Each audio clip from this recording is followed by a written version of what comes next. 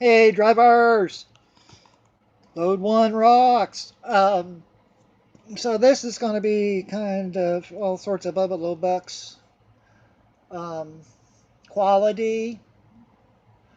Let me tell you where I'm at. I am in Middlesboro, Kentucky, just west of the Cumberland Gap. Let me tell you the story about my first day at work for Load 1. It's a funny story. I'm not bitching much. I'm not complaining. I'm not blaming. This is how my first day went. Picked up load in Michigan. Picked up load in Michigan. The data on the Load One driver's app told me that this load has to be dropped off in Gallatin, Tennessee. I don't know if you know anything about Tennessee, but Gallatin is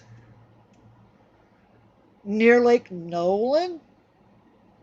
No, it's just south of the Tennessee-Kentucky state line, between the state line and Nashville, roughly. Okay, so everything's going fine. I said, okay, that's no worries. Good. At first, I thought I was going to Murfreesboro, but my dispatcher misspoke. Hello, my dispatcher. She's actually a real sweetheart. Um, we're going to have babies. No, no, no. What? Um, so coming from Michigan through to Bowling Green, Kentucky was a good ride. Nothing major happening other than my new van every now and again swerving to kill me. But that's what sprinters, that's what tall trucks do with weight that. It was a 500-pound load, and so I had to sit towards the tail, so I guess she was tail heavy. And so she wiggled around a bit, wiggled her butt a bit. But I digest. So I stopped off at a gas station to get some coffee, something.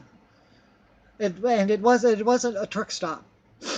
I was down to like 3 bars of fuel. I don't know how much that is in a Sprinter. About 15 gallons, maybe 7. So I wasn't worried about fuel. I figured I'd still be on the interstate long enough to hit another truck stop, gas up. No! Load one data app. GPS decided to take me across country through the little town of Gallatin, where I promptly ran almost out of gas. So I pull in a little gas station. Now, this is my first day. I don't have no money. Well, I got a little. But I ain't got no money. I had like $8 because I spent a lot of money getting stuff I needed for the van, like towels and shit, or stuff. And so I pull into this little gas station with the light flashing, down into my 5-gallon reserve. And I try to use my fuel card, which was wishful thinking because it only works at Pilot and Flying J. Fair enough. So I was about 15, maybe 20 miles from my drop.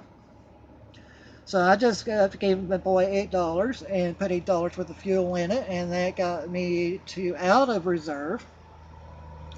And I drove on. Everything was nice, little. Yeah, you know where I'm parked. Um, Everything was good going down these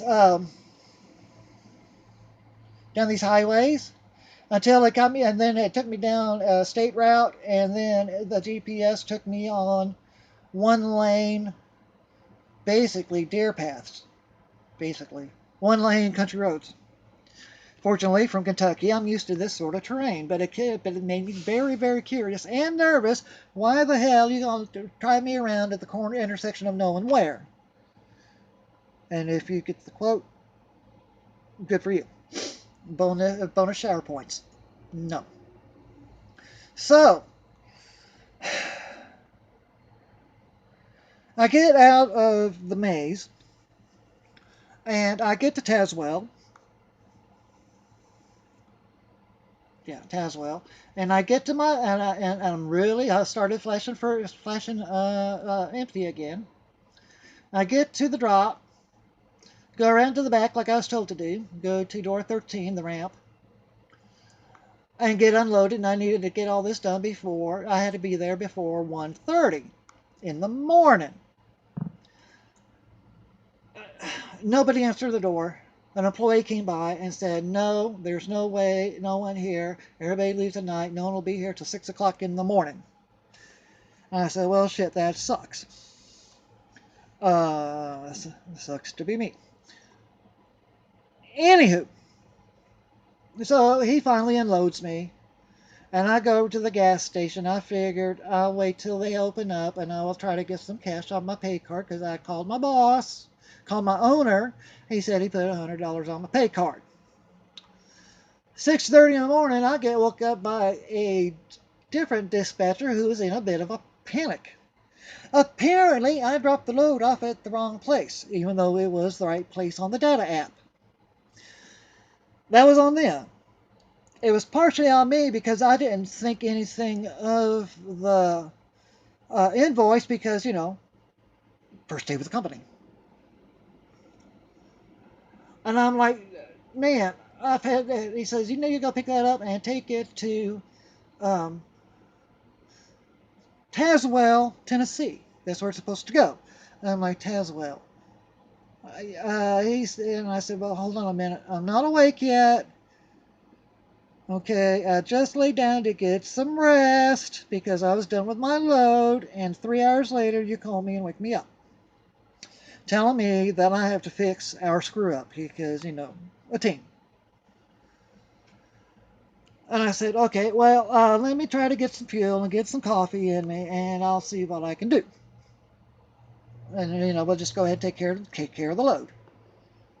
So I go into the gas station. I pull up to the diesel tank. I go to the gas station to use the ATM. ATM kept kicking my card out and telling me that account not available. We use EFS pay cards. Bear this in mind. Oh, he was quiet. Um, so the clerk said, well, why don't you go about a mile down the road? There's another gas station. Try there. So, sweating, running out of gas on the side of the road, I called dispatch, let them know what's going on. Called my boss, let them know what's going on. Told him I was going to another gas station to try, or not my boss, my owner. Tell him I was going to try down there, and he said, good idea. So I tried down there, and it still didn't give me no damn money. Let me get a balance. There's $100 on the account. Wouldn't let me get any of it. So I called the boss back. He said, or I keep saying the boss. Well, he's my owner. I consider him the boss because it's his truck. So anyway, my owner calls, or I call my owner, and he says, well, why don't you call the EFS customer service and see what they can do? So I call EFS customer service. I've damn near memorized my card number. That's a lot of digits. Okay, so. Oh, I gotta get to sleep again. So, he said I needed to go to the App Store and download the EFS data connection user app. Anyway, and I need to fill out a profile. I said okay. So I called my owner back and tell him what was going on, and he was like, "What the shit? You have to download an app? Didn't have to do that before?" And I said, "Well, gotta do it now." So me and my owner learned something today. Lessons are being learned all around. So finally, I get 80 bucks out of the ATM. Well, I get 80 bucks out of the ATM. I put 40 in fuel. Yeah, 40 in fuel. Topped her off. Went back to the plant. Loaded up the drop. Commenced to drive eastbound across Tennessee. I'd say I drove about 7/8 of the way across Tennessee on 40. Fortunately, I'm from this region. I'm used to 40. I'm used to Tennessee. I drive in Tennessee a lot, as a civilian. Gets me to Knoxville. Puts me on little dirt paths again. Not really one-lane country routes. Drives me around in circles. Spits me out in Tazewell, Tennessee. Beautiful little town, Tazewell. It only took me 3 hours and 30 minutes to get there. And I tell dispatch I'm here. I make the drop. We got it all right this time. Got all the paperwork right this time. Got all the addresses right this time. Dispatch learned a lesson. They learned to triple check what they post on our data app for our loads. I learned 2 things. Never miss an opportunity to fuel up if you're less than half a tank. Um, if the paperwork looks suspicious, call it in. I should have said something to the shipping clerk at the original drop, or the original pickup, but I didn't. So I learned that. I learned 2 lessons. I learned 3 lessons. I learned you got to use a data app for EFS, the EFS pay card. Ugh. I also learned, or my owner also learned about the pay card. The data apps. There's that 3. 3. Oh, I'm stiff. 3. Brought to you by the letter 3. What? Anyway, long story short, my owner says, well, after you drop off, why don't you just crash out in their parking lot? I was not about to do that. It was a hot damn day in the middle of sunlight. I said, okay, self, this is stupid. Break out the GPS. Found me a pilot 18 miles away in Middlesboro, Kentucky. So I had a beautiful, beautiful, beautiful drive through the Cumberland Gap. And now here I sit at the Middlesboro pilot station on US 25 East. So I parked. I tried to lay. I found some shade. I was on the shady side of the hill, next to the kudzu, next to the entrance, because that was the best place I could find for shade. Got ready to go to sleep. I learned another thing. The cot that was in my van is a piece of shit.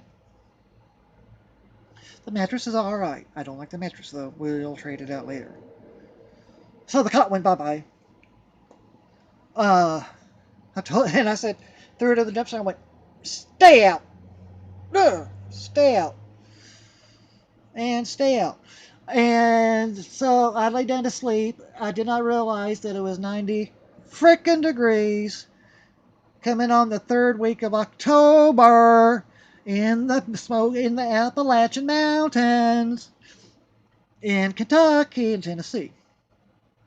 I don't know what the hell the humidity was. So I told Bob I parked and I'm going to sleep, and I turned my phone on vibrate. I'm not going to answer it. No, no, no, no, no. No, no, no, no, no. Because as a Sprinter driver, as a van driver, you really don't got to. No, no, no. That goes with everybody. You really don't got to. At least not with load 1. Ugh. Okay, so